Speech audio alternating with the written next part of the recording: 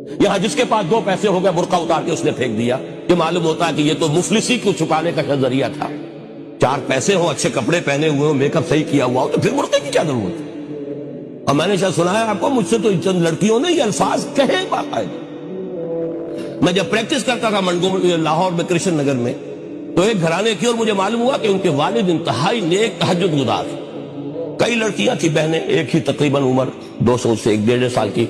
کبھی وہ آتی تھی کلینک میں میرے تو برقعے سمیت، کبھی آ رہے ہیں تو بغیر برقعے کے۔ میں نے پوچھا یہ کیا تماشا ہے آپ لوگوں کا، کبھی بغیر برقعے کے کبھی برقعے سمیت۔ صاف جواب دیا، میں ان کے الفاظ کوٹ اینڈ کوٹ میں ان کے الفاظ کوٹ کر رہا ہوں، ڈاکٹر صاحب جب ہمیں کوئی میک اپ کرنے کا، کپڑے بدلنے کا موقع نہیں ملتا تو ہم برقع پہن لیتے،